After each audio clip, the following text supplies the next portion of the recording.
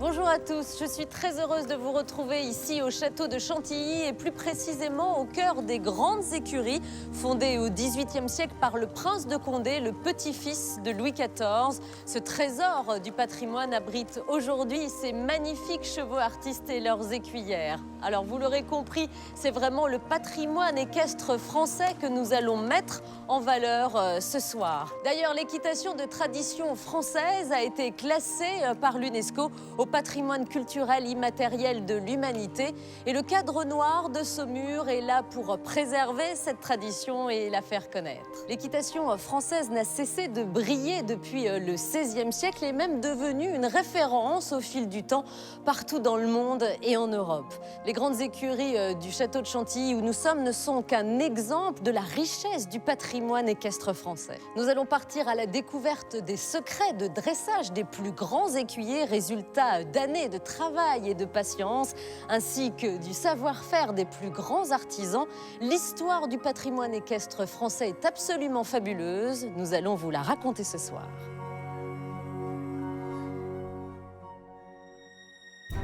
Nous allons vous dévoiler la richesse insoupçonnée des trésors du patrimoine équestre français. À Versailles, à Chantilly, au Haras national du Pin, rois et empereurs ont voulu montrer leur puissance à travers des bâtiments somptueux édifiés pour le cheval. Les écuries royales de Versailles, projet démesuré du roi Soleil, furent le haut lieu de l'équitation de tradition française. Et s'il y a les grandes écuries, c'est parce qu'au même moment, il y a la grande orangerie, le grand commun, les grandes ailes du Nord et du Sud, le grand Trianon, donc une effervescence tout à fait extraordinaire. L'imposant Haras national du Pin ou le cirque d'hiver à Paris sont aussi, dans des styles très différents, des monuments érigés pour les chevaux. Depuis la Renaissance, la France est une référence dans de nombreux métiers d'art liés au patrimoine équestre. Pour vous, nous avons poussé les portes des ateliers de la garde républicaine où des artisans d'exception bichonnent les sabres et casques qui équipent encore le dernier régiment de cavalerie. Il y a une certaine fierté de faire perdurer un patrimoine qui est utilisé opérationnellement par les cavaliers de la garde. Nous découvrirons également les ateliers du 24 Faubourg Saint-Honoré, où l'histoire d'un des plus prestigieux selliers au monde reste étroitement liée aux chevaux. L'équitation de tradition se perpétue depuis près de 5 siècles grâce à de grands maîtres écuyers qui ont laissé des ouvrages d'exception. Le célèbre cadre noir de Saumur est le garant de cette façon de monter à cheval à la française, mais bien d'autres artistes ou cavaliers font aujourd'hui rayonner ce patrimoine. Pour moi, l'art équestre est un art majeur, au même titre que la danse, le théâtre ou le chant. Depuis le milieu du XXe siècle, la femme s'est imposée dans un monde strictement masculin. Nous partirons à la rencontre de ces écuyères dont la sensibilité porte au firmament l'équitation de tradition française. Voyage au cœur des secrets et merveilles du patrimoine équestre.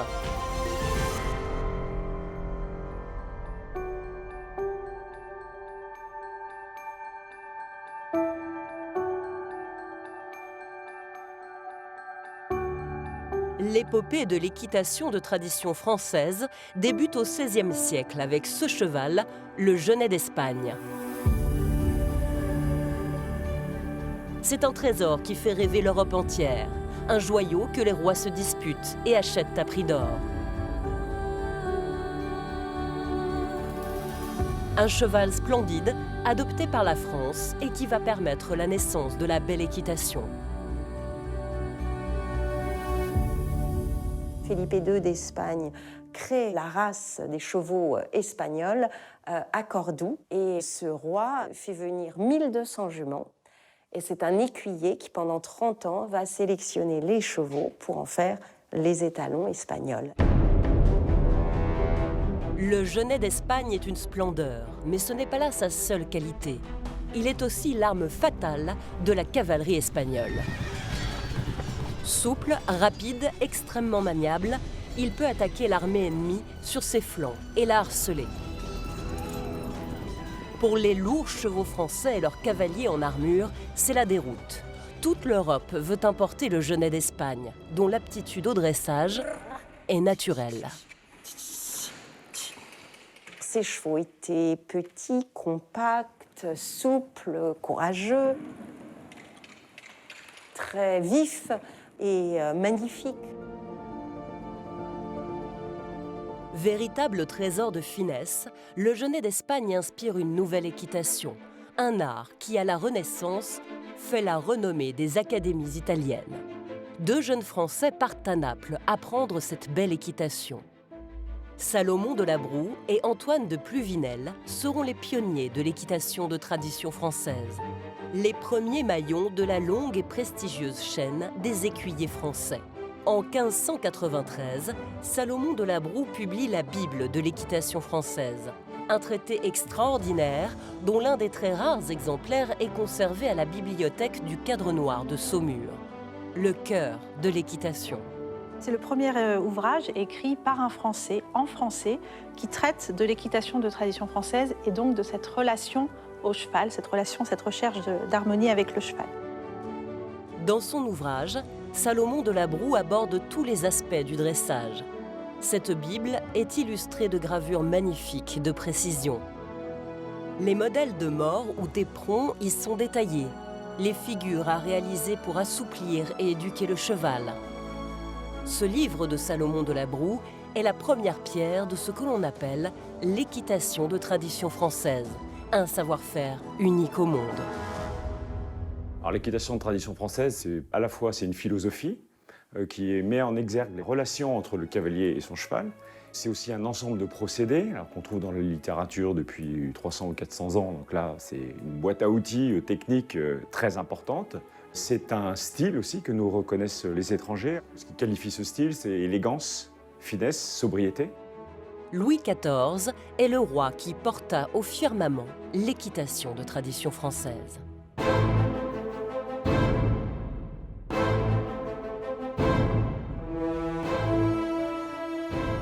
Versailles, l'un des plus beaux palais au monde, méritait des écuries à sa mesure, gigantesques et superbes. Bâties juste en face du château, elles sont l'un des plus importants départements de la Maison du Roi et fourmillent de vie. Près de 1500 personnes y travaillent sous le règne de Louis XIV, des écuyers, des palefreniers, des chevaucheurs, jusqu'à des chirurgiens hippiatriques. Louis XIV confie le chantier à l'architecte Jules Hardouin-Mansart. Celui-ci dote la grande écurie d'un portail monumental qui contraste avec l'architecture intérieure des lieux, très dépouillée. Juste dans l'axe de la cour d'honneur, sur le portail de la grande écurie, eh bien, le visiteur peut voir 3 chevaux fougueux qui bondissent face à lui. Et ce relief est encadré de 2 renommées qui traduisent la gloire du roi et qui tiennent un cartouche dans lequel, avant, bien entendu, étaient timbrées les armes royales. Ce portail est encadré de grands trophées, de tous les instruments pour les joutes équestres, les courses de bagues, etc. On voit que dans cette écurie, il y a finalement peu de décors et ce grand groupe de chevaux bondissants avec une sorte, on pourrait dire, de souffle baroque, eh bien, crée un contraste avec, comme on le voit, la très calme et très sobre majesté de l'architecture des écuries.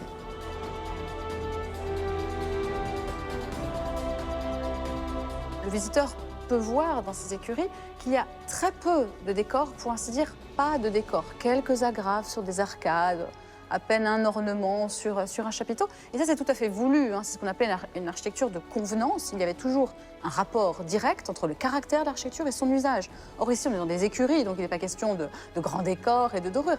Mais ici, on peut dire que le décor, le seul décor ici, c'est l'architecture elle-même, c'est-à-dire la beauté des proportions, la perfection de l'enchâssement des volumes. Le roi n'aime pas attendre, et en 3 petites années à peine, le chantier pharaonique de ses écuries est bouclé. Et s'il y a les grandes écuries, c'est parce qu'au même moment, il y a la grande orangerie, le grand commun, les grandes ailes du nord et du sud, le grand Trianon, donc une effervescence tout à fait extraordinaire pour bâtir ce grand Versailles dont font partie les écuries royales. Il n'y a pas qu'une écurie, mais 2, immenses, construites symétriquement au bout de la place d'Armes. Les écuries royales sont, comme on dit, bicéphales. Hein, elles ont 2 grandes têtes. Au nord, la grande écurie qui a la charge des chevaux de main, dressés pour la guerre, la chasse. Et la petite écurie au sud qui a les chevaux ordinaires, les chevaux d'attelage. Et puis aussi, entre la grande et la petite écurie, ce n'est pas une dénomination qui signifie les dimensions. Vous savez, grand au XVIIe siècle, ça ne veut pas dire grand, ça veut dire apparat. Et petit, ça veut dire pour l'ordinaire. Les écuries ont la dimension d'un palais. Elles se dressent fièrement face au château, témoignant de la toute-puissance et de la gloire absolue du roi Soleil. Ça dit beaucoup sur l'ambition, évidemment, de Louis XIV pour la France, évidemment, à cette époque. Et puis également aussi et surtout de la place accordée au cheval dans la représentation du pouvoir pour un souverain sous l'Ancien Régime. Louis XIV est très souvent représenté à cheval et très souvent à la tête de ses troupes. Et ça, c'est pour signifier cette image du roi de guerre qui est très importante au XVIIe siècle. Le roi, eh bien, même statutairement, c'est le premier chevalier de son royaume. En 1682, Louis XIV inaugure l'école de Versailles, une académie d'équitation dont l'excellence impressionne toute l'Europe. Les meilleurs écuyers professeurs y rivalisent de prouesse et de maestria. L'école de Versailles va donner un certain nombre de grands écuyers chargés de l'instruction équestre à la cour, très souvent de celle du roi, du dauphin, des enfants de France. C'est une école qui est plutôt orientée vers un travail de dressage et vers celui d'une équitation brillante au profit de la cour. Au sein de cette vénérable institution, l'école des pages forme les futurs officiers de cavalerie du roi Soleil. Elle est réservée à l'élite des jeunes nobles. Et cette école des pages, c'était, on pourrait dire, une sorte de saint des saints, vraiment, de l'activité équestre. Il y avait des conditions drastiques pour y entrer. Il fallait d'abord faire preuve de sa noblesse depuis plusieurs générations. Il y avait des généalogistes des écuries qui vérifiaient tous les certificats de noblesse envoyés par toutes les familles. Et puis, il fallait aussi, nous disent les sources, faire 5 pieds de pouce, c'est-à-dire au moins 1,68 m, et être bien fait de sa personne. À l'école des pages, les gentilshommes reçoivent un enseignement complet. Outre l'équitation, on leur apprend également les langues étrangères, l'escrime, la musique et la danse. La danse est un art majeur au XVIIe. Louis XIV l'a pratiqué lui-même pendant plus de 20 ans. Et la danse, eh bien, ça permet aux écuyers d'apprendre le maintien, la grâce, la souplesse et puis la légèreté, évidemment, qui est un critère tout à fait fondamental. 4 siècles plus tard, on danse toujours aux grandes écuries de Versailles, même s'il ne s'agit plus de former des officiers ou de se préparer à la guerre. Bartabas, mentor du théâtre Zingaro, a créé l'Académie équestre nationale du domaine de Versailles en 2003. Une école originale inventée pour façonner des artistes de l'équitation. Grâce à elle, un peu de l'âme de l'école des pages plane encore en ses murs. Je considère que de pratiquer d'autres arts comme la danse, le chant, l'escrime à cheval, le kyudo, développe des qualités pas seulement physiques, bien sûr ça fait travailler le réflexe, la respiration, le positionnement de soi, mais développe une notion de sentiment qui permet de mieux monter à cheval. La grande écurie du roi Soleil a retrouvé sa splendeur depuis que les artistes l'ont réinvestie.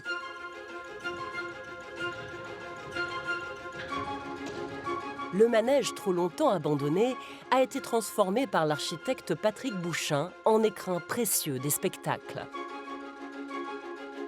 Le lieu a été pourvu de gradins évoquant un théâtre à l'italienne. Des miroirs occultant les fenêtres agrandissent et magnifient l'espace. Au plafond du manège, une douzaine de lustres brillent de 1000 feux. Ils ont été fabriqués par les meilleurs artistes de l'île de Murano, proche de Venise. L'atmosphère des écuries, avec leurs galeries aux voûtes de briques rouges, semble ne pas avoir changé. Les chevaux du roi Soleil étaient attachés tête au mur, dans des stalles. Ceux de l'Académie bénéficient du confort de vastes boxes aux courbes arrondies. Les grandes écuries restent un lieu de création et de spectacle comme au temps de Louis XIV. Pour moi, l'art équestre est un art majeur, quoi, au même titre que la danse, le théâtre ou le chant.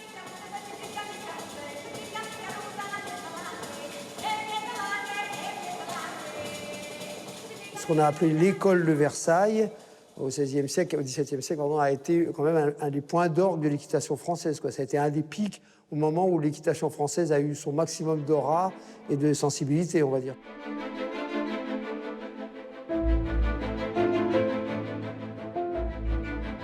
Louis XIV a hissé l'équitation au rang d'art, mais aussi organisé et développé l'élevage des chevaux en France.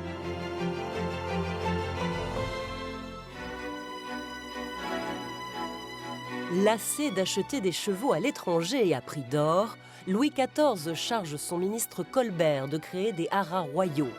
C'est ainsi que naît le haras du Pin, dans l'Orne, surnommé le Versailles du cheval. Son château domine fièrement 1100 hectares de terre. Le site du Pin est acquis en 1715 pour recevoir des centaines de juments et d'étalons. Mais Louis XIV meurt à peine un mois plus tard, laissant les rênes du royaume à son arrière-petit-fils. Le haras du Pin a été construit sous la régence de Louis XV. Que les caisses du royaume étaient vides, on a construit le haras puisque le projet était lancé, mais on n'a pas tout à fait finalisé comme prévu sur les plans de projet. Un siècle après la mort du roi Soleil, Napoléon renforce l'importance du haras du Pin. L'empereur a besoin d'énormément de chevaux pour ses campagnes militaires.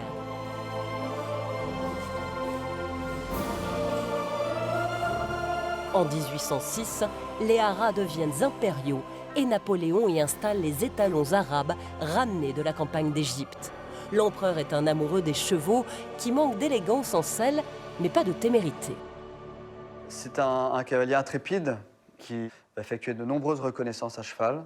Il prend des risques sur le champ de bataille, au point d'ailleurs qu'il aura, entre 1800 et 1815, 18 chevaux tués sous lui ou blessés. Il a un de ses chevaux favoris qui s'appelle Wagram. Lorsque l'empereur lui rendait visite dans son écurie, il se mettait à battre des antérieurs, à faire pas mal de raffus, et il n'était calmé que lorsque Napoléon le caressait ou l'embrassait. Et donc ils vont avoir une belle histoire tous les deux, au point que lors de son exil sur l'île d'Elbe, eh bien, Wagram va suivre Napoléon sur son île.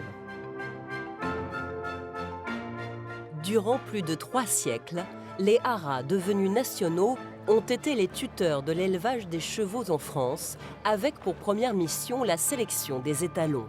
Des centaines de percherons et de chevaux de selle emplissaient les écuries du haras. Le Versailles du cheval, centre névralgique de l'élevage français, dans un milieu équestre encore très militaire, à la veille de la Seconde Guerre mondiale. Une réception a été organisée au haras du Pin en l'honneur des personnalités françaises et étrangères venues assister aux grandes manœuvres de Normandie. La reine Élisabeth II elle-même succomba au charme du haras du Pin. Lors de sa visite en 1967, on lui présenta la gloire des haras nationaux, l'étalon pur sang Furioso, né sur ces terres anglaises et père de dizaines de champions. Évidemment, elle ne pouvait pas faire autrement que de s'arrêter au haras du Pin, où lui furent présentés tous les étalons de pur sang de l'époque. Nous y sommes en mai 67, et Furioso est mort en septembre 1967, c'est-à-dire quelques mois après la visite de la reine. Il attendait que la reine pour disparaître. Furioso était un trésor, dont les poulains se sont révélés tellement bons qu'il a gagné le titre de chef de race. Mort à 21 ans, il eut l'insigne honneur d'être enterré au haras, théâtre de ses exploits. Au début du XXe siècle, les haras nationaux abritaient 10 000 étalons.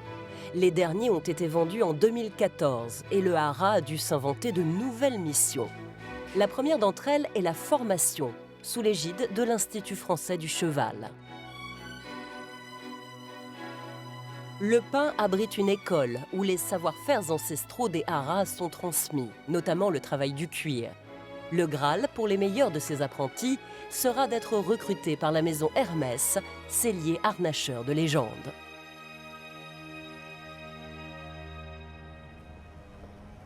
C'est ici, sous les toits du 24 Faubourg Saint-Honoré à Paris, que naissent les selles Hermès, dans un atelier niché au 5e étage de la prestigieuse maison. L'épopée de la marque débute par l'habillement du cheval et la fabrication de harnais. Thierry Hermès, le fondateur de l'entreprise, naît en Allemagne. En 1837, après avoir parcouru plus de 1000 km à pied, il arrive enfin à Paris. Et à Paris, il découvre en fait tout ce foisonnement équestre, ces attelages qui sont omniprésents dans cette ville. Et il se dit qu'ici, il y a vraiment quelque chose à faire. Thierry Hermès lance la fabrication de harnais légers et confortables pour les chevaux. Finement dessinés, ils sont à contre-courant des pièces qu'on trouve alors sur le marché. Le succès est immédiat. Les héritiers de l'entreprise diversifient la production vers la maroquinerie, la parfumerie ou les fameux carrés de soie. Mais la maison reste toujours fidèle aux chevaux qui ont forgé sa légende.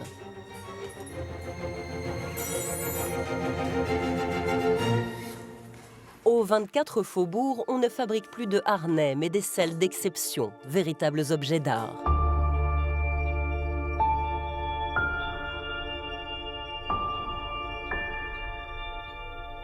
Un artisan fabrique sa selle de A à Z. Ça, c'est une spécificité dans le monde de la sellerie. On est vraiment sur une personne, une selle. Elles sont toutes sur mesure.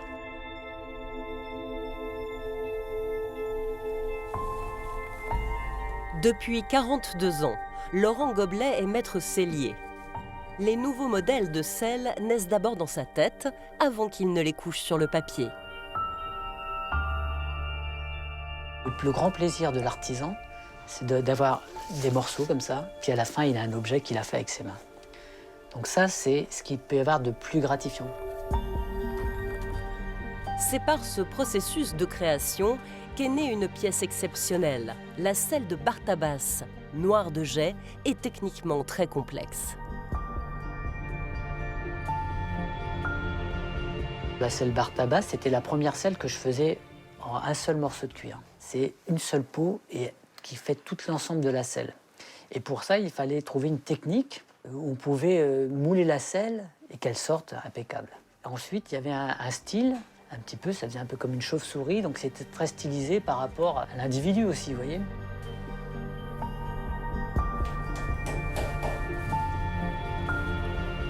Toutes les selles sont référencées par un numéro impair. Dans les registres de la maison, elles sont inscrites une à une depuis les premières sorties d'atelier. Un sellier me disait l'autre jour que quand il fabrique une selle, il lui donne un baiser à la fin de la fabrication. Même s'il ne connaît pas le client, pour lui, il a une fierté et une résonance dans l'objet qu'il a créé, il lui fait ses adieux et il lui souhaite bon courage pour la suite. L'immeuble du 24 Faubourg recèle un autre trésor, un lieu inaccessible au public. C'est le cabinet de curiosité d'Émile Hermès, petit-fils du créateur de l'entreprise.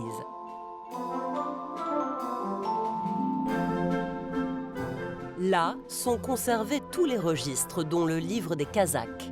Il garde en mémoire les motifs et coloris des tenues des jockeys. Les noms des grands propriétaires de chevaux de course y sont inscrits à la plume. On peut voir dans cet ouvrage un client bien connu, Alfred Hitchcock, le grand réalisateur, qui avait commandé des Kazakhs pour ses jockeys et donc qui était propriétaire de chevaux de course à cette époque.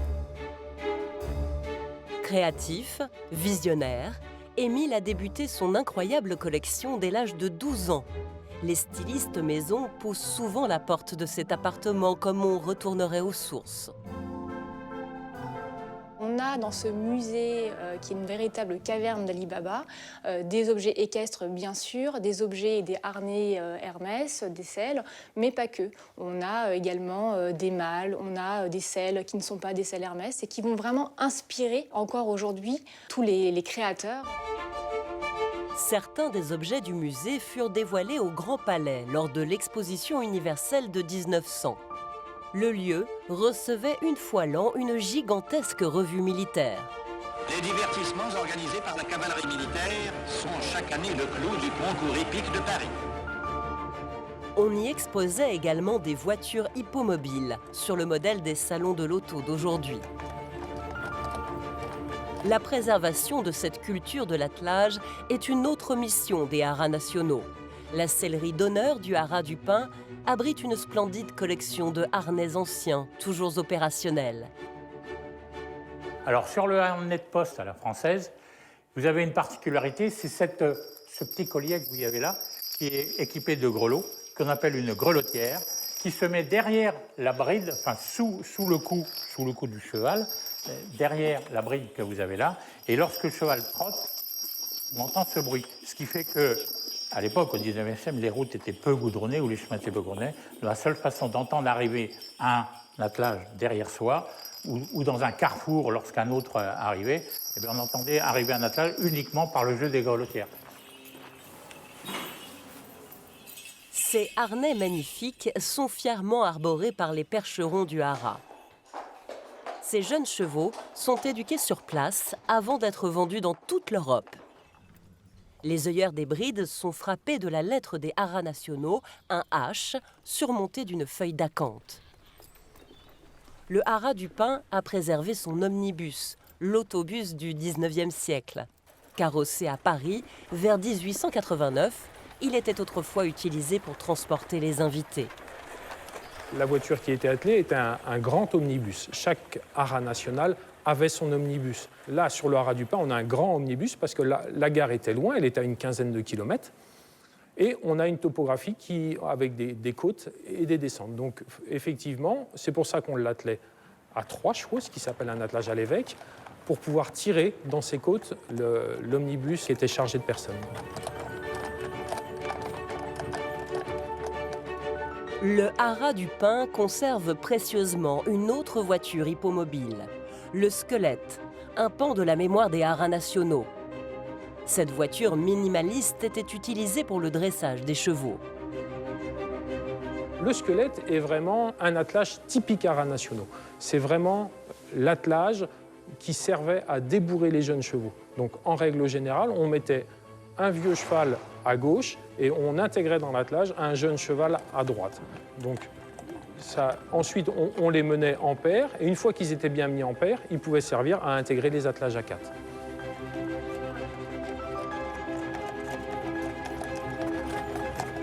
Les attelages des haras nationaux s'éloignent en direction de la magnifique allée Louis XIV.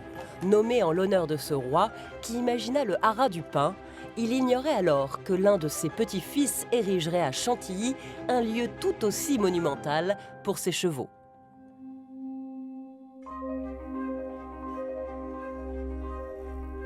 Nous sommes ici dans la nef ouest des écuries de Chantilly, érigée en 1719. C'est un véritable écrin en l'honneur du dieu cheval qui vient de fêter ses 300 ans. Alors il faut s'imaginer par exemple ici qu'au XVIIIe siècle, ce sont près de 120 chevaux qui résidaient seulement dans cette partie. Et puis quand on est là, on ne peut qu'admirer l'architecture du lieu avec ses voûtes plein cintre, vraiment typiques de l'architecture française. Alors c'est Jean Aubert qui a dessiné les plans de ces écuries. Il faut savoir que Jean Aubert était un disciple de Jules Hardouin-Mansart, à qui l'on doit les grandes écuries royales de Versailles, dont on retrouve vraiment ici le style et l'esprit. Le cheval est toujours roi ici grâce à la création d'un musée vivant qui lui est consacré, que l'on doit à Yves Bien-Aimé, une création de musée qui date de 1982, Sophie. Et vous gérez aujourd'hui la partie équestre, vous êtes sa fille. Et là, aujourd'hui, vous êtes en très belle compagnie. Il faut que vous me présentiez ce cheval. Bonjour, toi. Alors déjà, bonjour. Voici Vitseux, qui est de race arabo-frison. Oui. Donc, c'est un cheval qui nous vient de la Frise, de la Hollande, et qui a la particularité d'être un peu différent des vrais frisons, puisqu'il a 25% de sang arabe qui a été introduit. C'est une nouvelle race qui a une dizaine d'années. Vous permettez que je le caresse? Bien sûr, bien sûr. Alors, il est très beau, très élégant et à la fois très robuste. Comment vous travaillez avec lui? Alors, c'est une cavalière qui s'appelle Nathalie Lecoultre qui s'occupe de lui. C'est un cheval que nous avons depuis qu'il a 3 ans. Il en a 12 et depuis tout ce temps-là, Nathalie s'est occupée de lui et l'a extrêmement bien éduqué. Et c'est un cheval absolument adorable qui participe à tous les spectacles et qui présente tous les airs de haute école. Alors on va avoir la chance de voir Wietse dans l'exercice de son art, mais est-ce que rien que pour moi, on pourrait demander quelque chose à Wietse? Oui, alors ici, comme le sol est un peu dur, on ne peut pas tout lui demander, mais par contre, lui demander du pas espagnol, c'est sans problème. Je vais me déplacer un peu et je vous l'amène. Ok, allez Wietse. Allez.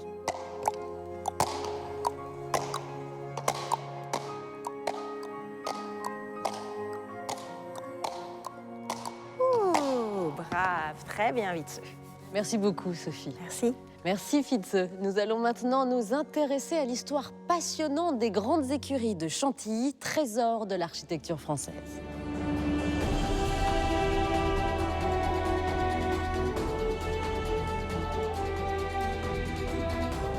Les grandes écuries de Chantilly fêtent leur anniversaire. Cette cathédrale vouée au dieu cheval a 300 ans.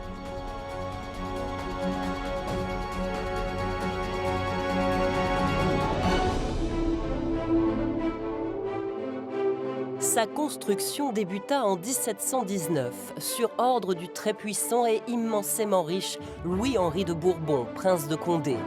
Petit-fils de Louis XIV par sa mère, il n'était en principe pas destiné à régner, sauf en cas de décès du tout jeune souverain Louis XV et de quelques autres membres de la famille royale. Louis-Henri de Bourbon-Condé entendait donc démontrer sa puissance en bâtissant les plus belles écuries du royaume.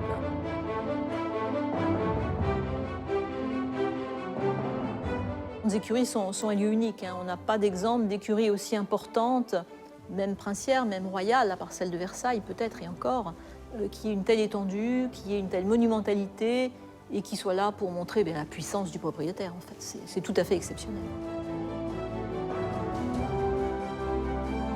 Louis-Henri de Bourbon-Condé souhaitait contempler ses écuries depuis les fenêtres de son château. Il en confia le chantier à l'architecte Jean Aubert, qui y travailla jusqu'à sa mort en 1741. Les grandes écuries constituent la première pierre de la ville de Chantilly. Jean Aubert a fait aussi œuvre d'urbaniste, puisque dans la lignée des grandes écuries, en droite ligne, il a construit toute la ville. Avant les grandes écuries, Chantilly n'est qu'un bourg, une bourgade. Il va inclure l'église dans ces grandes écuries et il va tracer à partir de là une rue rectiligne, la rue du Connétable. C'est notre ville de Chantilly actuelle qui est tracée dès le début du XVIIIe siècle par Aubert.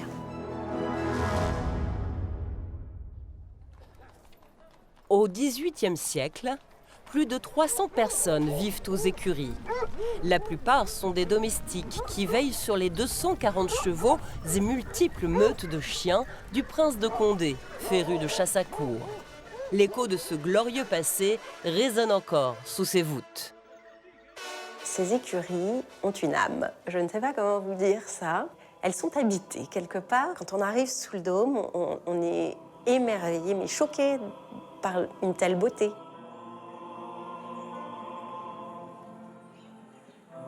Ensuite, on imagine les fêtes qui ont eu lieu, on imagine les gens qui ont travaillé là, on imagine ces 240 chevaux qui étaient présents au XVIIIe siècle. C'est complètement fou de faire une écurie pareille.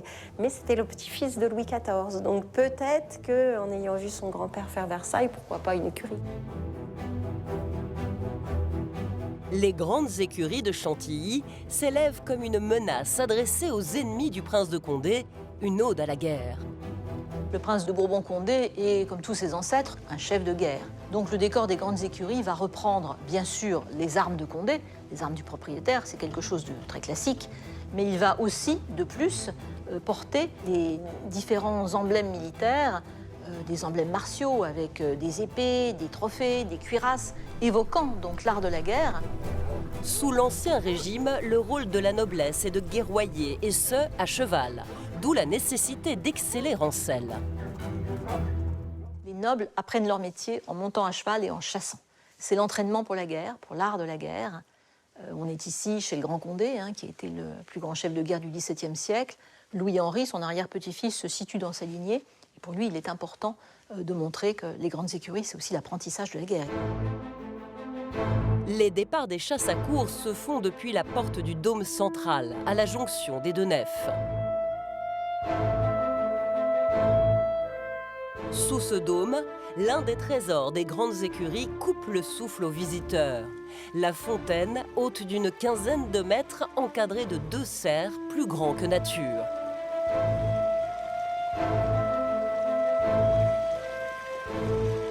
La fontaine du Dôme, c'est le cœur des grandes écuries.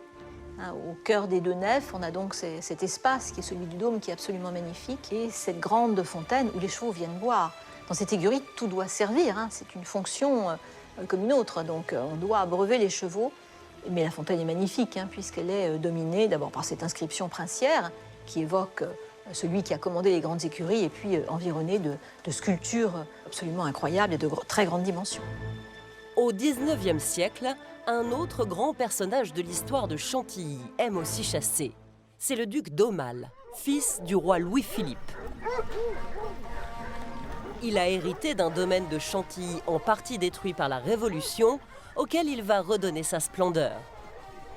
C'est à l'âge de 8 ans, en 1830, qu'il hérite de son grand-oncle, le dernier prince de Condé, qu'on appelle le duc de Bourbon, Louis-Henri-Joseph de Bourbon-Condé. Donc c'est un enfant qui hérite de ce château. Le château est en partie rasé, les grandes écuries, elles, sont bel et bien debout. Alors, le duc d'Aumale, c'est un personnage très important pour Chantilly, parce que c'est lui qui a fait reconstruire le château, qui avait été rasé à la Révolution, pour installer ses collections d'objets d'art de toute nature. Chantilly, c'est la seconde bibliothèque de France après la Bibliothèque nationale pour les manuscrits à peinture. C'est, dit-on, la seconde collection de peinture ancienne en France après la collection du Louvre pour la peinture ancienne. Donc c'est quelque chose de vraiment très important. Le duc d'Aumale perd ses 7 enfants. Il meurt sans héritier en 1897 et lègue tous ses biens à l'Institut de France. En 1982, un musée du cheval est créé dans les grandes écuries. L'histoire de l'équitation et des courses hippiques y est évoquée et une magnifique collection d'objets présentés.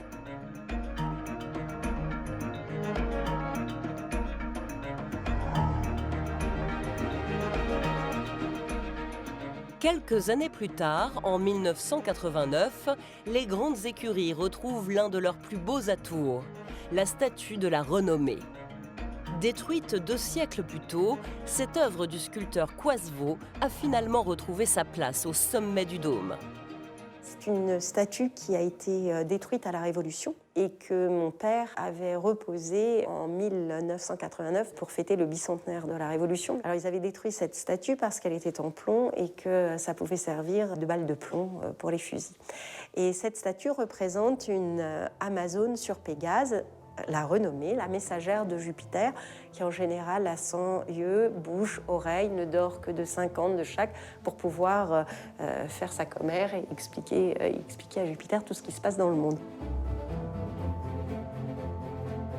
On ne chasse plus aux grandes écuries, mais on y danse à cheval, sous ce dôme majestueux culminant à 28 mètres. Un cadre splendide, propice à l'art équestre.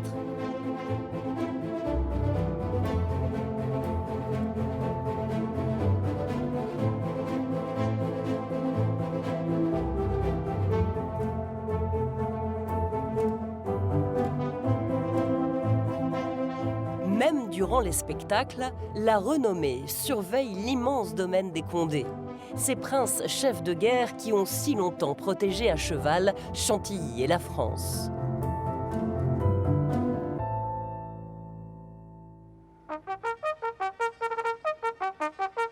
À Paris, ce n'est pas une famille qui veille sur la ville, mais une institution.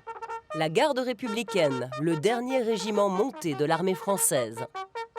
Au quartier des Célestins, à quelques foulées à peine de la place de la Bastille, la trompette a sonné le réveil selon une tradition immuable. Attention pour s'arrêter. Halt. Puis vient le rituel de la montée des couleurs.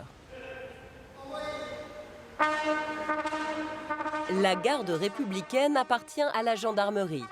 Elle est l'héritière de la garde municipale de Paris, créée en 1802.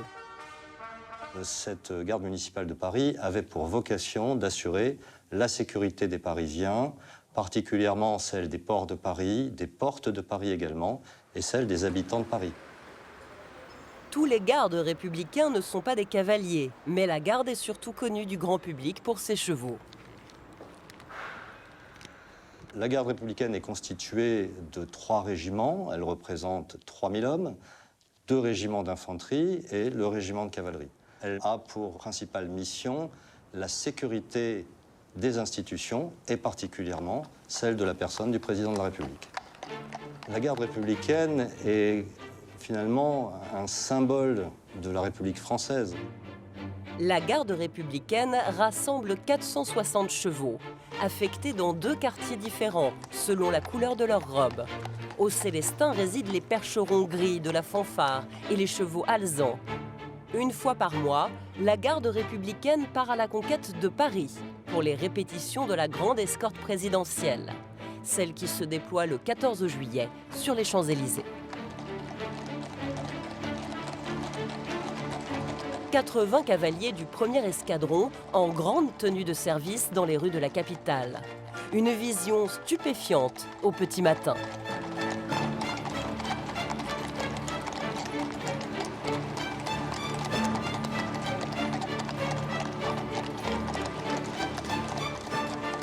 L'équipement des gardes républicains est d'ailleurs un héritage des anciens régiments de cavalerie de l'armée française.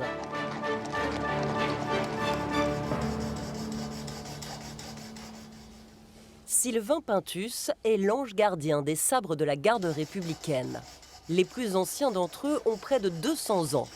Dans son atelier de la caserne Vérine, place de la République à Paris, Sylvain Pinthus pense leurs plaies quand ils ont subi des chutes ou des chocs.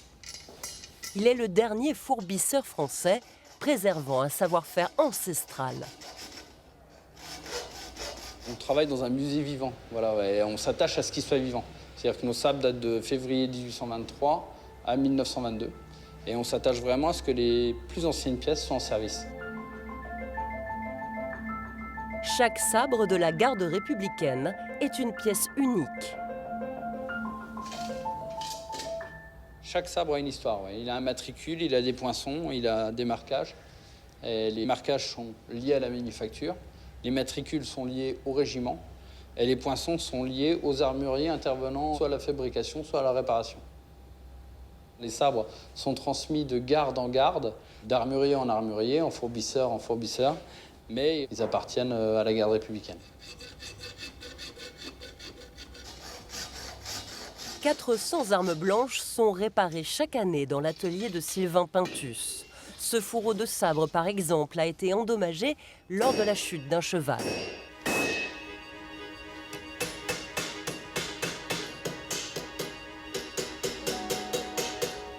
Il a été tordu, cabossé, mais il s'est néanmoins quand même ouvert au niveau de la brasure. Donc du coup, quand on l'a redressé, on a remis les bords, un peu comme une cicatrice, une plaie, on a rejointé les bords et on va rebraser au laiton pour boucher ces petits trous, poncer, polir, afin qu'ils puissent repartir en service. L'atelier voisin est l'antre de l'adjudant Franck Broyer, spécialiste des casques. Lui aussi fait perdurer un savoir-faire en voie de disparition. En France, j'ai pas d'équivalent.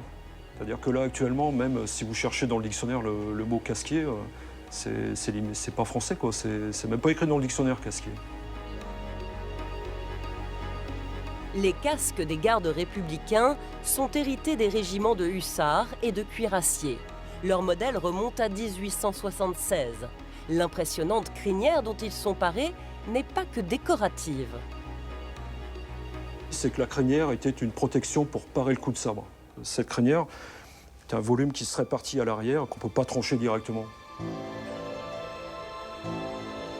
Le casque est surmonté d'une tête de méduse, l'une des 3 gorgones de la mythologie grecque, censée terrifier l'ennemi.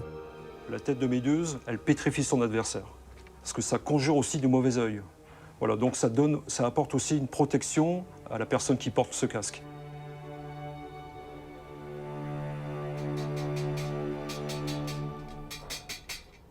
Les casques de la garde républicaine sont d'une grande complexité technique, car ils comprennent plus de 80 pièces, exigeant une quarantaine d'heures d'assemblage. Donc l'assemblage, ça comprend du rivetage, du polissage, de la soudure.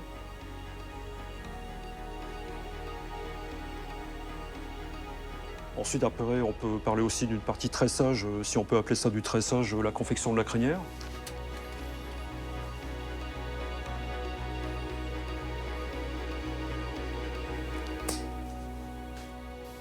Il y a une certaine fierté de faire perdurer un patrimoine qui est utilisé opérationnellement par les cavaliers de la garde. Les chevaux de la garde républicaine évoluent souvent au trot, sur des terrains durs et parfois glissants. Ils ont donc besoin d'une ferrure un peu particulière, et c'est un autre des savoir-faire préservés par la garde républicaine.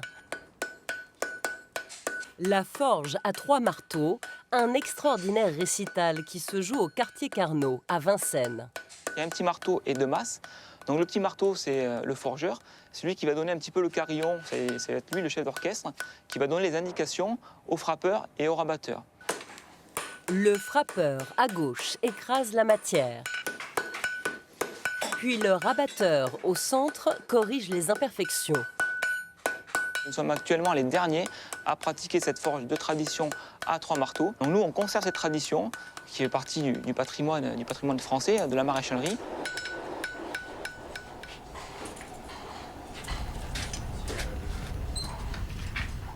Comme leurs cavaliers, les chevaux de la garde sont des militaires. Ils possèdent un matricule. Des lettres et numéros marqués au fer rouge sur la corne de leurs sabots, une opération tout à fait indolore. Sur l'antérieur gauche, nous avons le numéro du matricule qui est propre au cheval. Et sur l'antérieur droit, le numéro du régiment de cavalerie, qui est le 61e régiment de cavalerie. Et ensuite, le numéro de l'escadron, qui correspond à l'escadron du cheval. Dans les fers des chevaux de la garde républicaine, les maréchaux ferrants insèrent 4 pointes de tungstène, un métal bien plus dur que le fer. Le premier rôle, ça va être faire office de crampon. C'est-à-dire que le pavé parisien est très glissant, le fait qu'il y ait des hydrocarbures et la météo qui peuvent rendre le pavé très glissant. Et également, le second rôle, ça va limiter l'usure du fer, puisque la pointe de tungstène étant beaucoup plus résistante que le fer en lui-même, ça va limiter l'usure du fer dans le temps. Vas-y. À la garde républicaine, on pratique le ferrage à la française. Le pied du cheval est tenu par un assistant face au maréchal ferrant. 17 000 fers sont nécessaires chaque année pour les 460 chevaux de la garde républicaine.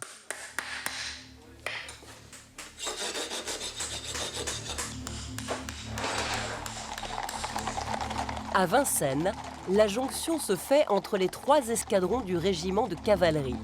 L'avant-garde, venue de Bastille, a rejoint l'arrière-garde, composée des bais et bais bruns, basés au quartier Carnot, tout proche. 130 chevaux rassemblés, le tableau en impose.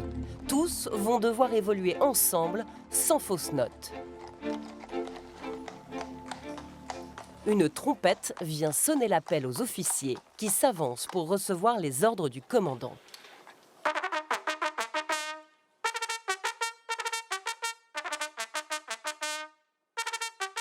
Les casques des musiciens sont ornés d'une crinière rouge pour sauter aux yeux, car les trompettes devaient transmettre les ordres de l'état-major sur les champs de bataille et donc être très visibles. L'officier appelait le trompette et lui disait « sonnez-moi à droite, à gauche, pied à terre ». Tout était codifié et le trompette répercutait la sonnerie et la troupe savait ce qu'il fallait faire à ce moment-là. Le trompette-major a le rôle d'un métronome. Il ordonne d'un geste le départ de la musique. Le départ aussi d'une impressionnante chevauchée dans les allées du bois de Vincennes. Le trompette-major imprime le rythme de l'escorte. Tous les gardes derrière lui calquent leur allure sur la cadence de son cheval. Donc il faut aller assez vite pour pas que les derniers chevaux soient au pas, mais pas trop vite pour pas qu'ils soient au galop. Donc il faut trouver la bonne cadence pour que les musiciens puissent aussi jouer de leur instrument. La fanfare de la garde républicaine est la seule de par le monde à jouer au trot, ce qui complique singulièrement l'exercice. La difficulté, c'est déjà d'être aligné dans les rangs, dans les colonnes, et ensuite de diriger le cheval avec une seule main, en fait. Ces entraînements mensuels, en grande tenue, n'ont qu'un but, que tout soit parfait le jour J, le 14 juillet. Quand la garde ouvre le défilé militaire sur les Champs-Élysées, escortant le président de la République qu'elle a pour mission de protéger.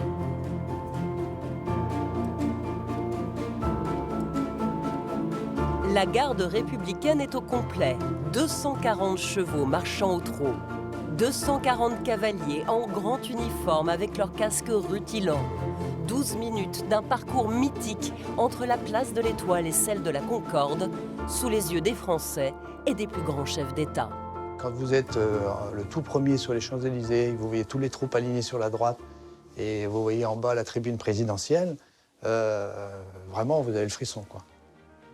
Et bon, donc moi, ce sera mon 35e 14 juillet l'année prochaine, le 35e et dernier, le 18e en tête, et je peux vous dire qu'il y aura sûrement de l'émotion.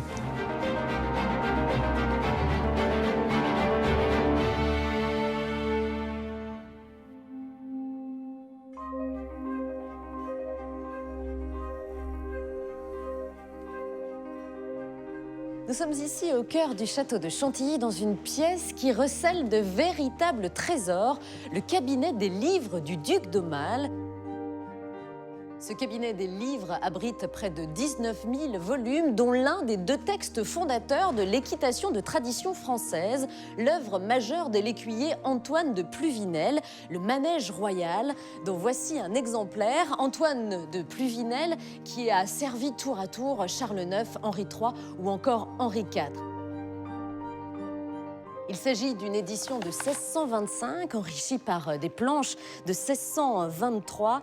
Regardez, certaines légendes ont été rajoutées à la main. C'est absolument magnifique. Il s'agit véritablement d'une bible de l'équitation.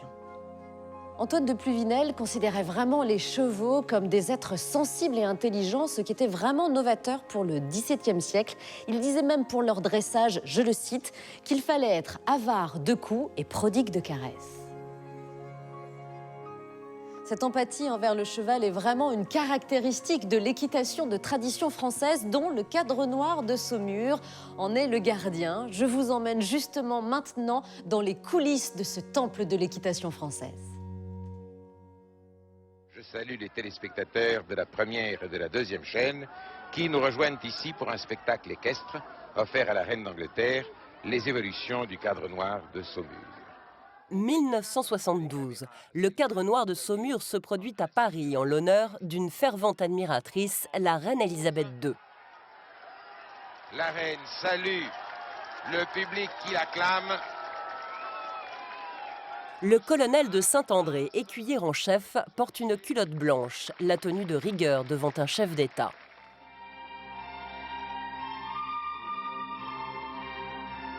La reine est impressionnée par les spectaculaires chevaux cabrioleurs. « 32 ans plus tard, Elisabeth II demandera de nouveau à admirer le Cadre Noir qui se déplacera spécialement pour elle à Paris.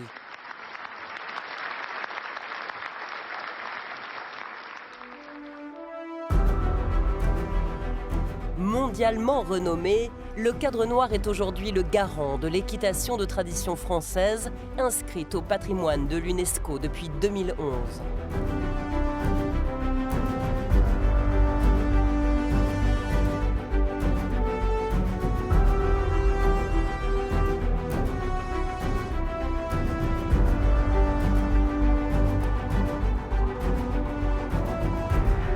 Cette institution naît à Saumur en 1815, au lendemain des guerres napoléoniennes.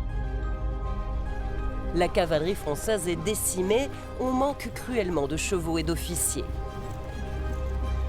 L'école d'instruction des troupes à cheval est créée sur les bords de la Loire pour reconstituer la cavalerie. C'est Louis XVIII qui l'ordonne. Cette école est dotée d'un splendide manège. Et les écuyers du Cadre Noir en sont les enseignants. Pourquoi le cadre noir? C'est parce qu'en fait, à l'époque, les uniformes étaient tous bleus. Et pour des raisons d'ailleurs assez obscures, les instructeurs d'équitation changent leur tenue et l'assombrissent de plus en plus jusqu'à ce qu'elle soit noire. Donc c'est devenu le cadre noir, l'encadrement noir. Les cadres qui faisaient la tactique sont restés le cadre bleu. L'époque de l'équitation savante, chère à Louis XIV, est révolue. Au XIXe siècle, les écuyers du cadre noir ont pour mission d'enseigner une façon de monter à cheval plus facilement assimilable par les soldats. Tout le travail de ces principes équestres militaires consiste à simplifier l'équitation de manière à pouvoir instruire de jeunes recrues et à avoir des chevaux qui ne font pas de la haute école mais qui sont utiles sur les champs de bataille. Cette quête du style d'équitation le plus approprié provoque des débats houleux, à une époque où le cheval occupe une place centrale dans la société. Deux célébrités s'opposent. D'un côté, un écuyer de cirque, François Baucher. De l'autre, le vicomte Antoine Cartier d'Or. L'équitation au début du cadre noir, qui était techniquement plutôt proche de l'équitation de cour, de la noblesse, s'est transformée au cours du XIXe siècle en équitation d'extérieur, avec un chef de file, le comte d'Or, qui était vraiment qui sautait des gros obstacles, qui a été écuyer en chef. Et il a une équitation extrêmement instinctive et très énergique. S'oppose à lui assez rapidement, dans les années 1830-1840, un écuyer de cirque hors du commun, qui est François Baucher, qui prend une équitation très différente, avec une approche rationnelle, quasiment scientifique, considérant que l'équitation est une science exacte quasiment. Et donc en fait c'est un peu la querelle des anciens et des modernes, c'est-à-dire que tous les opposent et à cette période, donc le mi-19e siècle, les partisans de deux côtés s'enflamment et cette querelle devient extrêmement médiatique et très importante. Baucheristes et doristes ferraillent par voie de presse et le débat prend une tournure passionnelle. L'écrivaine George Sand est une fervente partisane de l'équitation classique du comte d'Or, comme d'autres intellectuels. Les doristes, comme on va les appeler, sont par exemple Alexandre Dumas, plus tard Flaubert, le duc de Nemours. Les partisans d'une équitation plus moderne, celle de Baucher, sont le duc d'Orléans, Théophile Gautier, Lamartine, Delacroix, qui vont prendre fait et cause pour des sujets qui sont pourtant éloignés de leur centre d'intérêt, puisque ce sont pour beaucoup des hommes de lettres ou des hommes politiques. Mais ni d'Or ni Baucher n'obtiennent gain de cause, car la doctrine du cadre noir est inspirée par un troisième homme, le général Alexis Lotte. Ce cavalier brillant est nommé écuyer en chef en 1864. Il prélève le meilleur dans les méthodes des deux adversaires. Le cadre noir, eh bien, finalement, a hérité de toutes ces méthodes. Et aujourd'hui, eh bien, c'est l'École nationale d'équitation. Et ce sont des gens qui ont un savoir et une pédagogie exceptionnelle. C'est eux qui préservent l'équitation française avec toutes ses facettes. Le cadre noir a déménagé dans les années 1970 pour s'installer à quelques kilomètres de Saumur, à Terrefort. Là l'attendait un nouveau manège des écuyers, version contemporaine et de très grande dimension. Le colonel Patrick Tesserand est aujourd'hui le 37e écuyer en chef du cadre noir, aussi appelé Grand Dieu.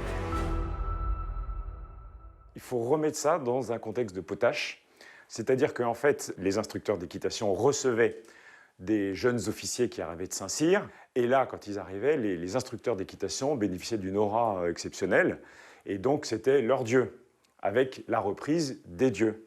Et donc à la tête de la reprise des dieux, qu'est-ce qu'il y avait? Le grand dieu. Voilà pourquoi l'écuyer en chef est appelé grand dieu. Le prestige lié à la fonction d'écuyer en chef du cadre noir est immense, et tout un cérémonial y est attaché. Lors des galas du cadre noir, le cheval de l'écuyer en chef est le seul à évoluer au pas d'école, ses antérieurs venant se poser loin devant lui avec élégance et délicatesse.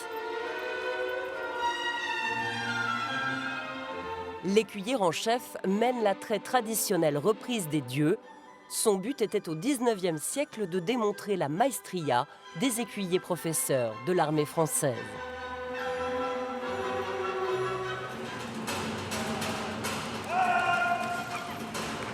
C'est aussi l'écuyer en chef qui dirige la reprise des sauteurs.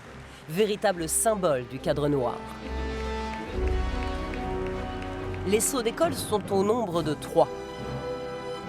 La courbette,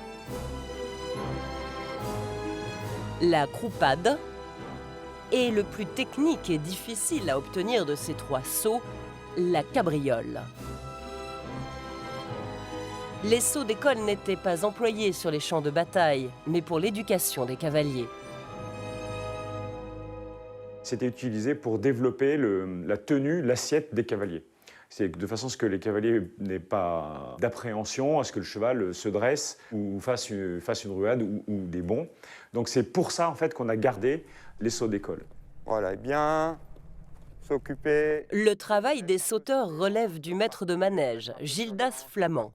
Nous avons le privilège d'assister à ce qui n'est d'habitude jamais public, l'entraînement des jeunes chevaux.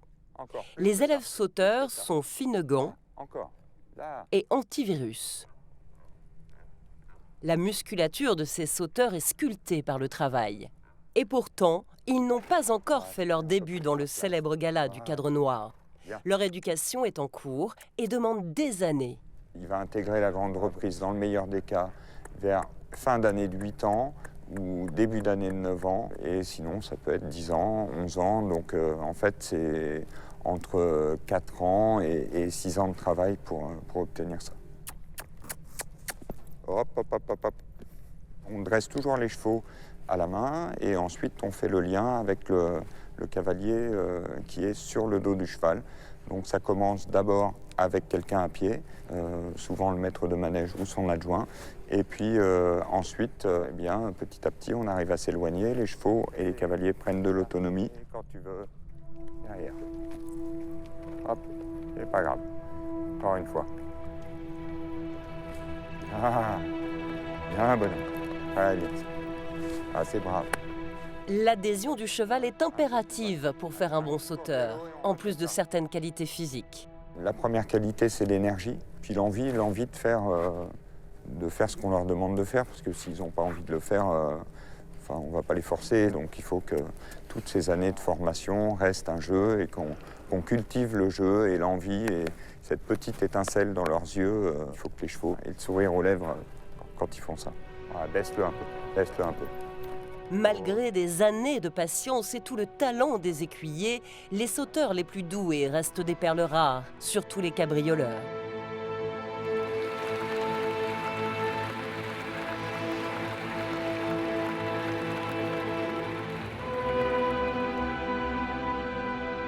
Alors un bon cabrioleur, c'est compliqué à trouver parce qu'il faut de l'équilibre, il faut vraiment beaucoup d'énergie, beaucoup de sang, mais en même temps, il faut qu'ils aient de la force de monter là-haut et de pouvoir s'ouvrir pour détacher la cabriole au moment où ils sont au point le plus haut. Et ça, c'est compliqué à trouver. Moi, j'en ai eu un il y a pendant des années qui est parti en retraite l'année dernière, qui sautait à 2 mètres de haut. Il s'appelle Monet of Martret, il est toujours en vie. Il est à la retraite en Bretagne chez une dame charmante qui prend soin de lui. Et il est super heureux. Mais alors celui-là, c'était on l'appelait Flying Money, mais parce qu'il volait.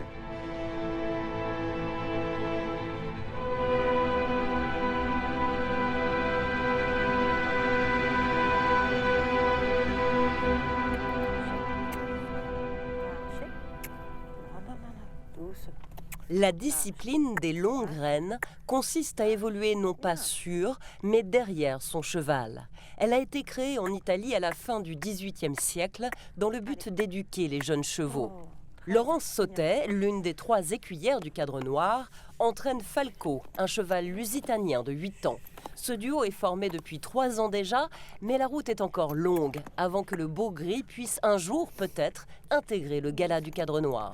Maintenant, on va attaquer le travail un peu plus poussé au niveau musculaire, mais aussi au niveau psychologique. C'est-à-dire que le cheval doit se discipliner un peu. Il doit apprendre à écouter. Oh, hop, galop. La voix est le principal moyen de communication entre l'écuyère et le cheval. L'animal doit saisir les mots et intonations de l'être humain qui marche à ses côtés. Falco.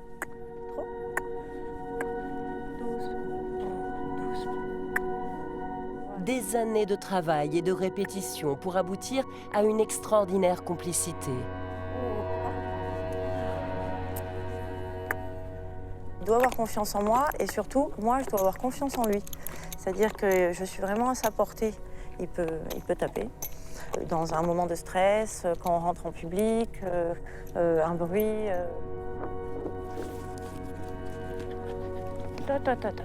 De toute façon, très clairement, techniquement, quand il ne veut pas faire au long graine, on a très peu de moyens de l'exiger. Hein. C'est assez limité. C'est pas grave. Oh. C'est pas grave. Chut. On recommence. Allez. Oh. Comme les sauteurs du cadre noir, les chevaux présentés aux longues graines doivent adhérer à la volonté de leur écuyer. Il n'y a pas moyen de faire sans ce bon vouloir et cette complicité. On s'efface derrière le cheval, on est derrière et on voit le cheval évoluer de façon assez autonome finalement. Toute la finesse du travail aux longues graines se ressent dans le gala du cadre noir, quand Laurence Sautet et Zeus entrent en scène. À 16 ans, ce Lusitanien est au sommet de son art.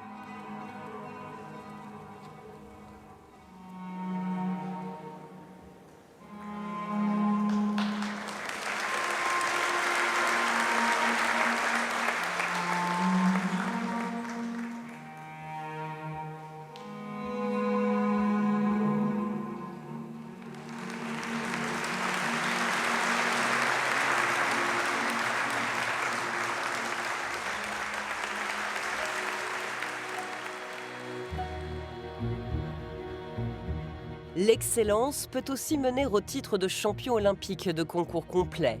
Une médaille d'or obtenue par l'écuyer du cadre noir Thibaut Valette au JO de Rio en 2016 avec King du Brio et l'équipe de France. King du Brio, c'est un cheval qui a 15 ans, qui appartient à l'Institut français du cheval et de l'équitation, donc à l'État, donc c'est un peu le cheval de tous les Français. C'est un cheval qui a fait 3 fois les championnats d'Europe, a fait une fois les Jeux équestres mondiaux, une fois les Jeux olympiques et qui a eu des médailles dans chacune de ces épreuves-là. C'est une des stars du cadre noir, c'est une des stars du concours complet parce que c'est vrai que c'est un cheval qui est très régulier. Il a fait pour l'instant 5 championnats consécutifs, donc c'est un cheval qui en même temps a une santé qui est assez admirable. Voilà, il n'a que des qualités. Les courses et les sports équestres constituaient un bon entraînement pour les militaires en temps de paix. Et les écuyers du cadre noir ont toujours excellé sur les terrains de compétition. En 1932 déjà, le commandant Le Sage était sacré champion olympique de dressage avec le pur sang Taine. Aujourd'hui, en 2019, le sport au cadre noir, c'est ce que la Formule 1 est à une grande marque automobile. C'est montrer nos savoir-faire, c'est une vitrine. Le lieutenant-colonel Thibaut Valette se situe dans la lignée des écuyers militaires sportifs de haut niveau. Il participe aussi au gala du cadre noir et enseigne l'équitation, les 3 missions principales de cette institution. Faire des galas et travailler les chevaux pour le gala, c'est complémentaire des chevaux de compétition. La compétition, c'est complémentaire aussi quand ensuite on va présenter nos chevaux en gala, même si les chevaux sont différents. Faire de l'enseignement, ça permet de réfléchir à la pédagogie et de trouver des solutions pour les problèmes qu'on peut rencontrer. Donc tout ça, c'est assez complémentaire.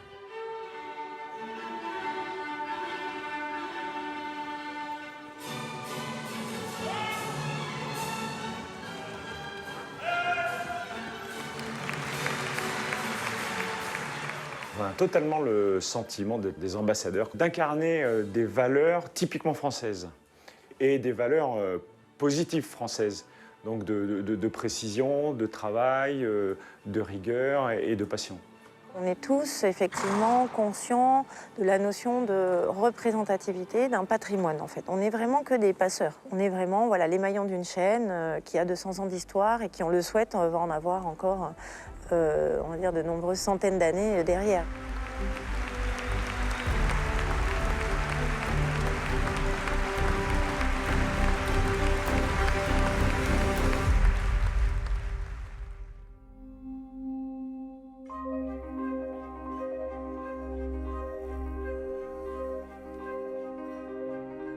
Nous sommes de retour sur la piste des grandes écuries du château de Chantilly qui accueille une compagnie uniquement composée de cavalières émérites.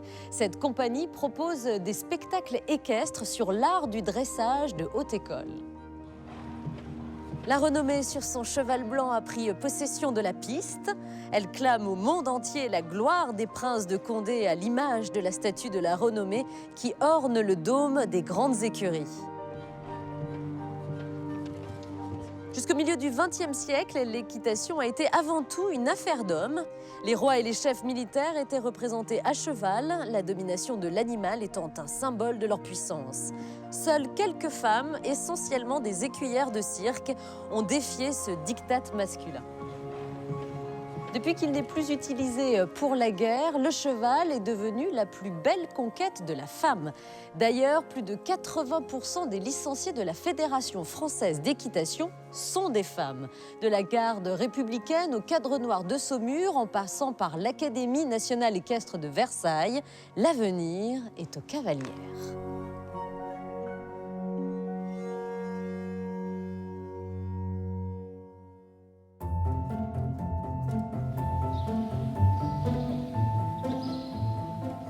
Cela n'étonne personne en 2020 de voir des femmes enseigner l'équitation, qui plus est dans un environnement militaire. Des femmes gendarmes, des femmes écuyères de spectacle. Si la parité des sexes est de mise aujourd'hui dans le monde du cheval, c'est en partie aux pionnières de l'équitation de tradition française qu'on le doit.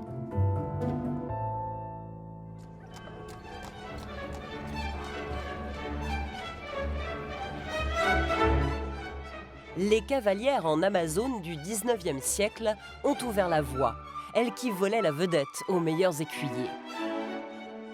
Des femmes adulées du public dans les cirques dont le cheval était roi. Au 19e siècle, la capitale compte plusieurs de ces établissements, bâtis en pierre et très richement ornementés. Le tout Paris s'y bouscule. Le cirque, c'est l'équivalent de la comédie française.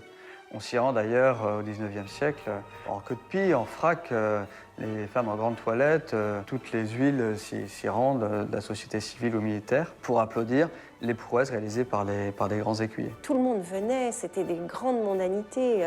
On allait voir le spectacle, on allait voir l'écuyère, c'était à chaque fois merveilleux.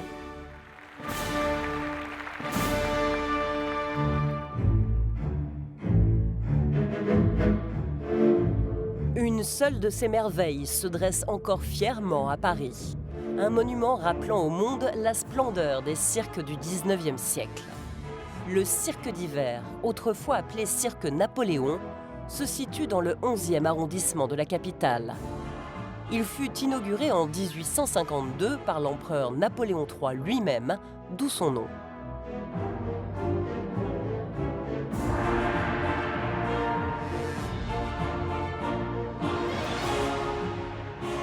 C'était un cirque qui fait 42 mètres de diamètre, qui pouvait accueillir 3900 personnes, et tout était en dorure et magnifique, avec des spectacles somptueux.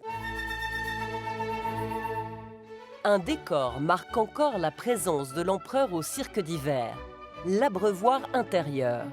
Installé près des écuries, il était réservé exclusivement aux chevaux de Napoléon III par mesure de sécurité.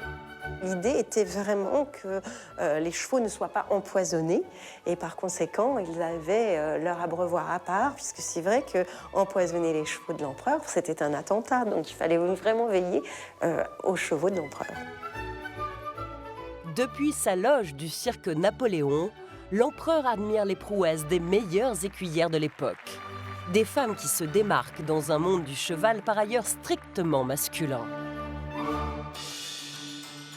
Les reines de la piste ronde subissent les rigueurs vestimentaires de leur temps. Elles se produisent en robes longues et corsets serrés. Montent en Amazone, une difficulté technique supplémentaire quand on fait danser les chevaux. Ces aventurières à l'esprit libre sont les divas du 19e siècle. C'était des stars à l'époque, vraiment des stars. Elles avaient des programmes absolument incroyables, des tempéraments fous. Les hommes en étaient fous. Et alors, elles étaient amusantes, ces écuyères particulièrement, parce qu'elles faisaient le tour de l'Europe, se présentaient dans les cirques en Russie, en Allemagne, en Autriche, en Italie. Donc, c'était incroyable pour cette époque. Les écuyères de cirque occupent vraiment une place très importante, qu'on sous-estime aujourd'hui, dans la pratique de l'équitation du 19e siècle. L'une des premières Amazones à se produire au cirque fut Caroline Loyau, une élève du célèbre écuyer François Baucher.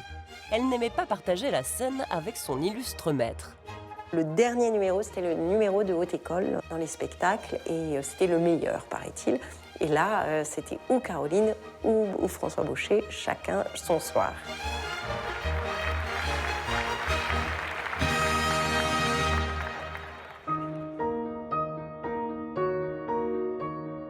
Le destin des écuyères de cirque a souvent été romanesque, mais parfois aussi tragique. Leur célébrité était un vecteur d'ascension sociale. Émilie Loisset n'eut pas le temps de faire un beau mariage. C'est dans les coulisses du cirque d'hiver qu'elle subit une chute fatale. Son cheval était rétif, il s'appelait Pour Toujours, puisque le dernier numéro, quand on revenait en finale, la femme sautait un obstacle pour arriver sur scène. Et là, le cheval a refusé. Le cheval s'est cabré et est retombé sur elle. Et là, elle s'est retrouvée avec la selle et les fourches de la selle d'Amazone dans le ventre, donc morte au bout de 2 jours. Émilie Loisset devait épouser un prince, tout comme sa sœur avait épousé un baron. Donc, bien malheureusement, le mariage n'a pas eu lieu.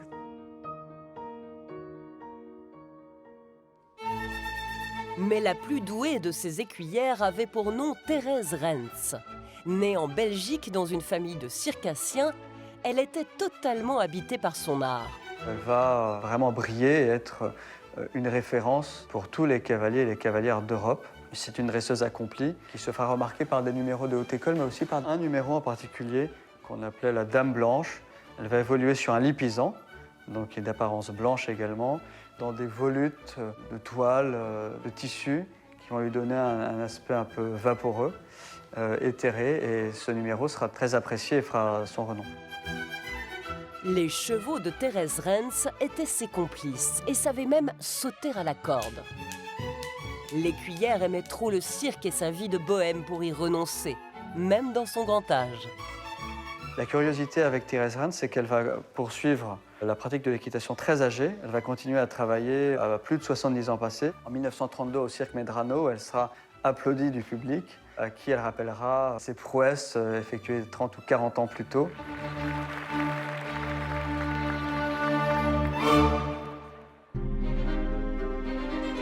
Elles furent nombreuses, ces audacieuses Amazones, à éclipser les hommes au cirque et à innover en matière d'équitation. Et pourtant, il fallut attendre plus d'1 siècle pour que d'autres femmes suivent le chemin de ces pionnières et deviennent des professionnelles de l'équitation.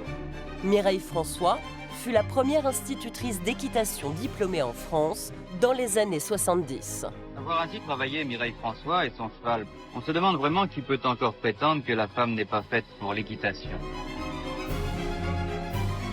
Les femmes sont désormais présentes dans tous les secteurs de l'équitation et souvent largement majoritaires. Elles n'ont pas eu besoin de guerre pour conquérir le cheval.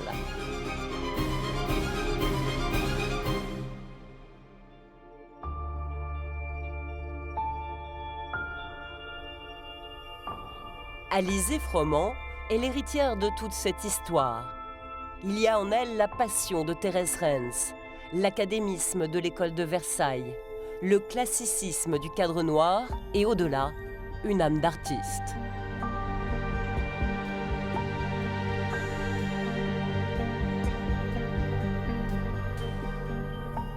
Elle est somptueuse à cheval, voilà, c'est tout simplement la beauté, la finesse, l'élégance, l'harmonie. Elle ne fait qu'un avec son cheval, mais quand on observe sa position, mais c'est la perfection.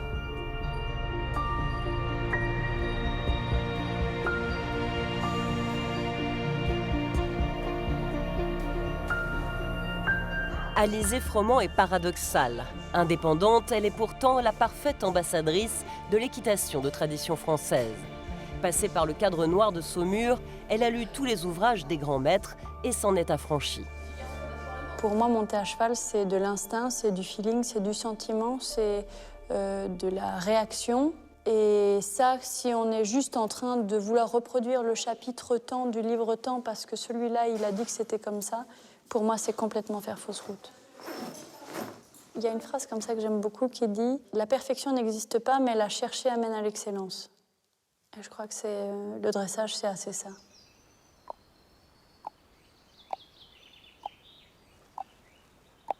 Pour des raisons familiales, Alizé Froment a posé ses bagages en République tchèque, dans une région qu'on appelle le paradis bohémien. Ses chers chevaux étaient évidemment du voyage. Je ne peux pas imaginer une vie sans chevaux parce que c'est pas normal. J'ai grandi avec eux, ils ont toujours été avec moi. Donc s'ils n'étaient plus là, je pense que c'est un vide qui ne serait pas comblable. Alizé Froment grandit dans le sud de la France, où elle pratique avec sa mère une équitation sans contrainte. Puis son talent est repéré et elle intègre l'équipe de France de dressage avec son cher Mistral, un lusitanien qu'elle a choisi et formé.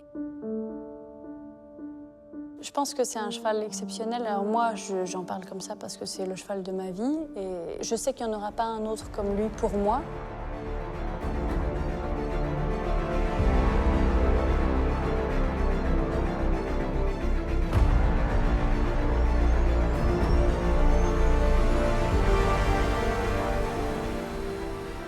Avec Mistral, Alizé Froment participe aux plus grandes compétitions internationales.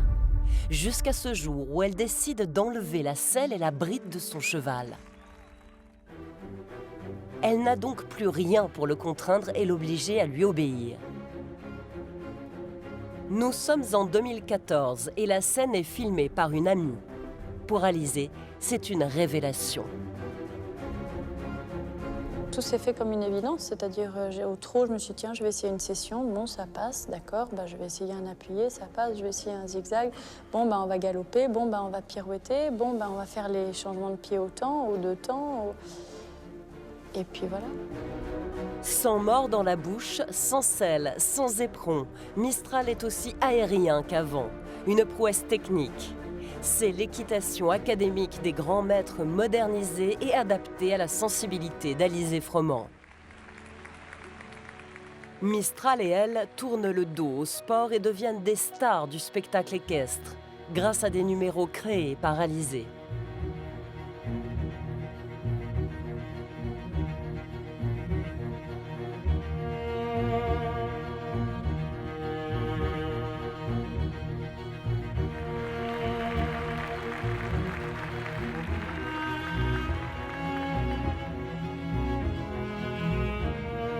Ils sillonnent l'Europe, se produisent devant des dizaines de milliers de spectateurs et partout, ils triomphent. Mistral est libre. On ne voit pas Alizé Froment lui demander quoi que ce soit et pourtant, ils ne font qu'un. Pour moi, c'est l'aboutissement finalement de tout le travail. C'est-à-dire qu'on fait tout le dressage avec les étapes, avec...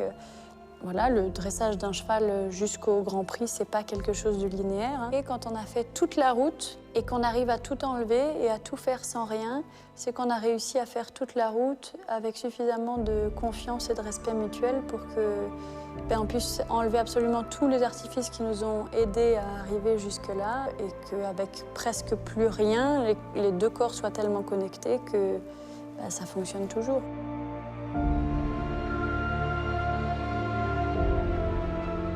Mistral, il se grandissait au moment de rentrer en scène. C'est un cheval qui n'a jamais voulu s'arrêter sur les pistes de compétition. À chaque fois, le salut, j'étais en train de bouger les fesses d'un côté, de l'autre, d'un côté, de l'autre.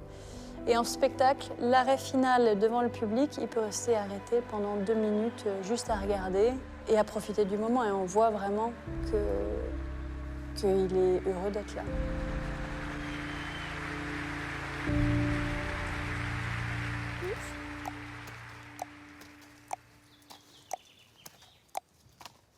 Oui. Allez. Mistral est aujourd'hui à la retraite et son fils Sultan a pris son relais.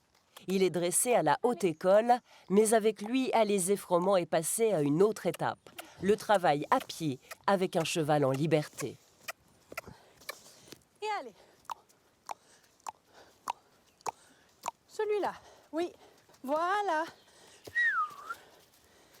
Très bien, mon petit père. Alizé Froment se sert d'une chambrière pour donner des indications au cheval. Celui-là.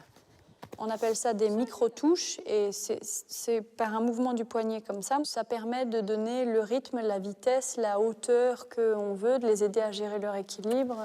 Voilà, encore. Non. Voilà, voilà. La voix est aussi une aide précieuse pour les cuillères, dans le travail à pied, encore plus que lorsqu'elle est en selle. Et hop. Qu'est-ce que tu fais? Ils savent très bien à ma voix s'ils doivent aller plus vite, moins vite, s'ils ont fait une bêtise, si c'est super, donc je leur parle tout le temps. Hop. Allez, hop. Voilà, plus. Je ne dis pas qu'ils comprennent mes mots, ça n'a rien à voir, mais ils comprennent les intonations, ils comprennent le sens. Pourquoi Sultan reste-t-il auprès d'Alizé Froment alors qu'il pourrait fuir? Un lien intangible les unit, tissé patiemment. C'est bien. Super, c'est très bien. C'est énormément d'heures de travail. On n'arrive pas à ces ententes-là, à ces écoutes, parce que c'est tellement infime. Et ce lien-là, il est tellement fort que c'est des années de construction. Il le fait parce qu'il se sent bien dans cet exercice-là, dans ce que je lui demande, dans ce travail-là, parce qu'il est bien à mes côtés, qu'il a envie de me faire plaisir. C'est sûr que c'est aussi une énorme générosité. Cette générosité du cheval, c'est sa marque de fabrique. Un animal capable de se donner sur tous les fronts et toutes les scènes. Capable aussi d'établir avec son cavalier une connexion extraordinaire. L'homme a considéré le cheval comme un symbole de sa puissance, et cela l'a poussé à construire pour lui des monuments extraordinaires. Les écuries royales de Versailles, voulues par Louis XIV que les chevaux passionnaient, ont traversé les siècles. Elles témoignent de la place cruciale qu'avait le cheval sous l'Ancien Régime.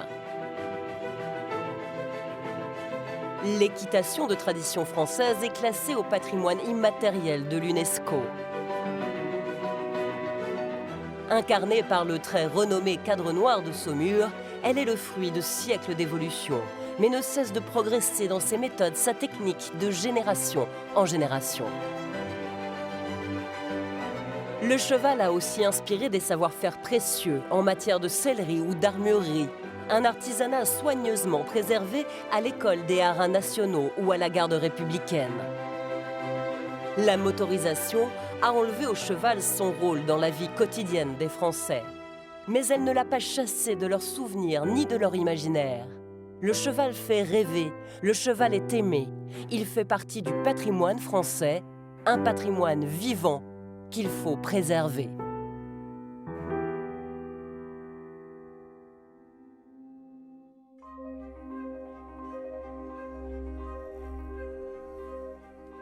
Le cheval fait vraiment partie du patrimoine et de la culture de tous les Français. C'est lui qui a porté les pierres qui ont servi à construire nos villes. Il a travaillé dans les champs, il a soutenu les soldats sur le champ de bataille. Il a aidé l'homme à conquérir le monde. C'est ensemble qu'ils ont gagné des courses et des médailles olympiques. Les spectacles équestres permettent à la France de rayonner partout dans le monde. Eh bien, c'est cette histoire d'amour passionnel entre l'homme et le cheval que nous avons souhaité vous raconter avec ces trésors. À très bientôt.